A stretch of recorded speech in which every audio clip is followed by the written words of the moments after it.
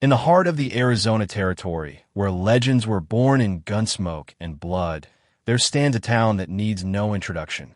Tombstone, the town too tough to die. You know the stories. The gunfight at the OK Corral. Wyatt Earp, Doc Holliday. But what if I told you that the most terrifying night in Tombstone's history had nothing to do with outlaws or lawmen?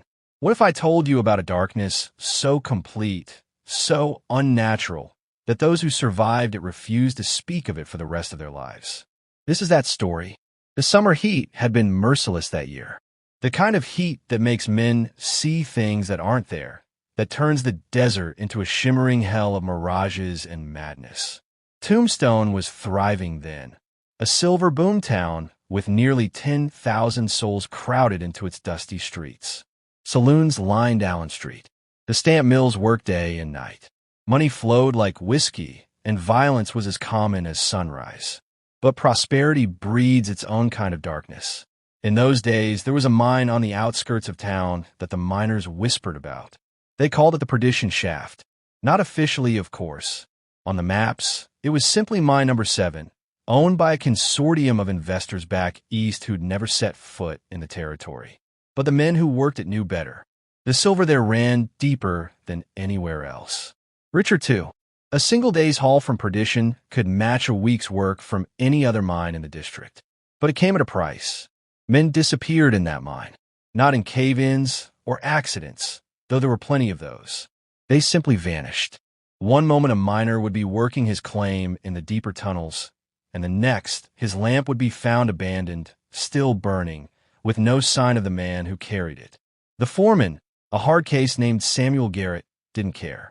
He'd lost 3 fingers to a dynamite accident and his conscience to greed long before that. As long as the silver kept coming up, he kept sending men down. One of those men was Thomas Blackwood. Thomas wasn't a bad man. Wasn't particularly good either. He was a gambler who'd fallen on hard times, run out of luck and money in equal measure. Mining was the last resort of the desperate, and Thomas was desperate. He had debts in 3 territories and a warrant in California for a card game that had ended poorly. Tombstone was supposed to be his fresh start. He'd been working Perdition for 2 weeks when he found it. The other miners had warned him about the lower levels. Don't go past the 4th gallery, they said. Don't follow the silver too deep. But Thomas heard something else in their warnings. He heard fear. And where there's fear, there's usually something worth being afraid of. Something valuable. So one night, when the shift boss wasn't watching, Thomas took an extra lamp and descended past the 4th gallery, past the 5th, into sections of the mine that weren't on any map. The air changed down there. Grew thick, heavy, like breathing through wet cloth. His lamp flickered, though there was no wind. The walls of the tunnel took on a strange quality, the rock almost seeming to pulse in the lamplight. And then he saw it, a vein of silver so pure, so massive, that it seemed to glow with its own light. It ran through the rock like a frozen river, wider than his arm span, disappearing into the darkness ahead. Thomas had never seen anything like it. This wasn't just a fortune. This was generational wealth. Enough to buy a mansion in San Francisco. Enough to erase every debt, every mistake, every bad decision he'd ever made. He reached out to touch it. The silver was warm. That should have been his first clue. Silver is cold. Stone is cold. Everything in a mine is cold. But this was warm, almost body temperature. And when his fingers made contact with it, he felt something pulse beneath the surface. A rhythm, like a heartbeat. Thomas jerked his hand back, and in that moment he heard it, a whisper. Not words exactly, more like the memory of words, the echo of a language that predated English, that predated Spanish, that maybe predated language itself. It came from everywhere and nowhere, from the walls and the darkness and the warm silver vein that shouldn't exist. He ran. Up through the tunnels he fled, his lamp swinging wildly, shadows dancing like demons on the walls. He didn't stop running until he burst out of the mine entrance into the cool night air, gasping, his heart hammering against his ribs. But Thomas made a mistake that night. A terrible mistake. He told someone what he'd found. The next evening, Thomas sat in the Crystal Palace saloon, nursing a whiskey and trying to forget what he'd heard in the depths. That's when Garrett found him. The foreman had a way of knowing things, of hearing whispers that weren't meant for his ears. "Heard you went exploring," Garrett said, sliding onto the stool next to Thomas. His mutilated hand drummed on the bar, the missing fingers making the rhythm sound wrong, incomplete. "Heard you found something interesting." Thomas should have denied it, should have kept his mouth shut. But the whiskey had loosened his tongue, and Garrett had that look in his eyes. The look of a man who'd do anything for silver. So Thomas told him about the vein, about its size, about the warmth and the whisper. He left out the fear, the wrongness of it. He told Garrett what he wanted to hear. "Show me," Garrett said. They assembled a crew. 6 miners who were too greedy or too stupid to know better. They went down that night after the regular shift had ended, carrying extra lamps and drilling equipment. Thomas led them past the 4th gallery, past the 5th, into the unmapped depths where the air grew thick and wrong. And they found it, the vein, massive and gleaming and warm. Garrett's eyes went wide with greed. He touched the silver, felt its pulse, and smiled. The other miners began setting up their equipment, preparing to extract what they could. Nobody listened when Thomas told them to stop. Nobody cared when he warned them that something was wrong. They started drilling. The first crack appeared in the silver after 30 minutes. Just a small fracture, barely visible in the lamplight. But from that crack came a sound. A sigh, long and low, like a giant waking from a deep sleep. The second crack appeared 5 minutes later. Then a third. A fourth. The silver was shattering like glass, spiderwebs of fractures spreading across its surface. And from each crack came that sigh, that exhalation, growing louder, more insistent. "Stop drilling," Thomas shouted. "We need to leave. Now." But Garrett wasn't listening. None of them were. They were mesmerized by the silver, by the fortune literally breaking open in front of them. They kept drilling, kept hammering, kept breaking open whatever had been sealed in that rock. Then the silver exploded, not with fire or force, but with darkness. A darkness so absolute that it swallowed the lamplight, swallowed the tunnel, swallowed everything. One moment, the miners could see each other, could see the walls and the silver in their own hands in front of their faces. The next, there was nothing. A blackness so complete it had weight, had presence, had hunger. And in that darkness, things began to move. Thomas heard the screams, heard men calling out for help, for God, for mercy. Heard the wet sounds of tearing and the brittle sounds of breaking. He stumbled through the darkness, hands outstretched, searching for the tunnel wall, for any landmark that might guide him back to the surface. His hand found something warm, pulsing, the silver vein. And this time, when it whispered, he understood it. It wasn't a language. It was a warning that had been sealed in silver, buried deep in the earth, hidden away where it was never meant to be found. A warning about what slept in the deepest places, about what waited, in the dark beneath the desert. Thomas ran. He didn't know if he was going up or down, left or right.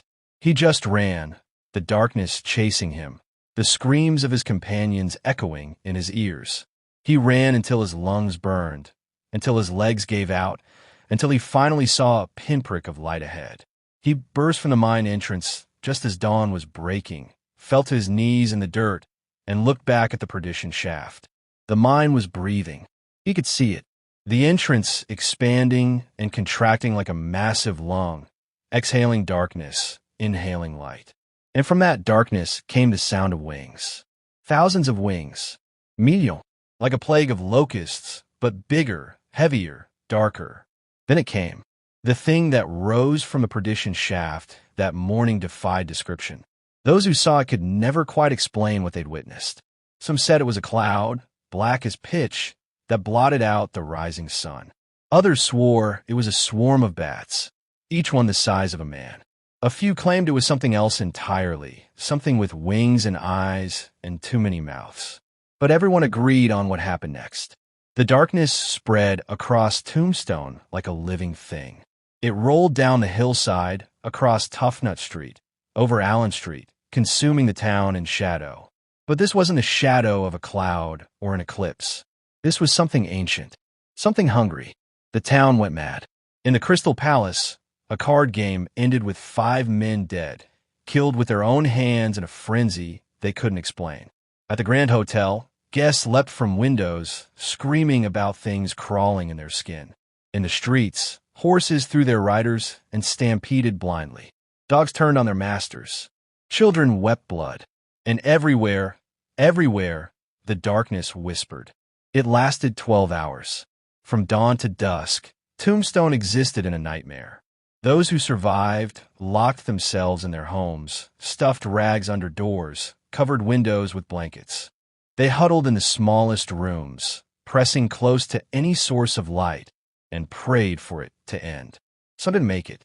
When the sun finally set that evening, the darkness lifted as suddenly as it had come. It rolled back toward the mine, contracted, compressed, and with a sound like a massive inhalation, disappeared back down into the perdition shaft. Silence fell over Tombstone. The next morning, Sheriff Johnny Bean and his deputies did a count. 47 people were dead, some by violence, some by their own hand, some by causes that the doctor couldn't explain, their bodies unmarked but their faces frozen in expressions of absolute terror. All 6 miners who'd gone into the shaft with Garrett were found dead at the mine entrance. Their bodies were desiccated, dried out like they'd been left in the desert sun for weeks rather than hours. But their eyes were gone, not damaged or destroyed, simply gone, leaving smooth skin where sockets should have been, as if they'd never had eyes at all. Garrett's body was never found. The territorial governor ordered the mine sealed. Not just perdition, but all the shafts connected to it. They filled them with concrete and rubble, posted guards, forbade anyone from going near. Officially, it was due to unsafe conditions. Officially, there had been a gas leak that caused mass hallucinations. But the people of Tombstone knew better. Thomas Blackwood left town that same day. He rode out at noon, carrying nothing but his horse and the clothes on his back. Before he left, he stopped at the newspaper office and tried to tell his story to John Clum, the editor. But Clum refused to print it, refused to even take notes. He told Thomas that some stories were better left untold, some secrets better left buried. Thomas was never heard from again. In the months that followed, something changed in Tombstone. The town that had been rowdy, violent, gloriously alive, grew quiet. Somber. People didn't talk about what had happened, didn't acknowledge it. When strangers asked about the seal mines on the edge of town, locals would change the subject or claim not to know what the strangers were talking about. It became an unspoken agreement, a collective amnesia. The darkness had come and gone, and to speak of it was to risk calling it back. Even today, if you visit Tombstone, you'll find no mention of that night in any historical record. No newspaper articles, no diary entries, no official reports. It's as if an entire town decided, simultaneously, to forget. But the mine is still there, still sealed, still breathing if you get close enough to feel it. And sometimes, on quiet nights when the wind is still and the moon is dark, people in Tombstone report hearing things from the direction of those old mine works. The sound of whispers, the sound of wings, the sound of something vast and patient, waiting in the depths. The old-timers, the few who remain who remember what their grandparents whispered about, they know the truth. The silver wasn't the treasure. It was the seal, the lock that held something back, something that had been put away long before white men came to the territory, before the Apache walked the desert, before anyone kept records or told tales. And Thomas Blackwood had broken that seal. The darkness came back, yes. It retreated, but it didn't disappear. It's still there beneath Tombstone, beneath the desert, waiting, growing stronger, more patient, learning about this new world, this world of electric lights and automobiles, this world that's forgotten how to be afraid of the dark. The people of Tombstone don't talk about their darkest night, not because they've forgotten, but because they know, deep in their bones, that to speak of it is to remember, and to remember is to invite its attention. Some nights, when I think about Tombstone, about that town too tough to die, I wonder if they had it wrong. I wonder if Tombstone didn't survive. Maybe it survived because the darkness let it survive. Because something down there in the depths decided that a living town, a town full of people and lights and noise, was more useful than a dead one. More useful as bait. as a beacon, as a door that could be opened when the time was right. They say that Tombstone is the town too tough to die, but nobody ever asks what's keeping it alive. Sleep well tonight. And if you ever find yourself in Tombstone, walking Allen Street after dark, and you feel that thickness in the air, that weight pressing down on you, that whisper that sounds like a language you almost remember, just keep walking. Don't look toward those old mine works on the edge of town. Don't acknowledge what you feel, because some things, once awakened, never truly go back to sleep. And the darkness beneath Tombstone is very, very awake.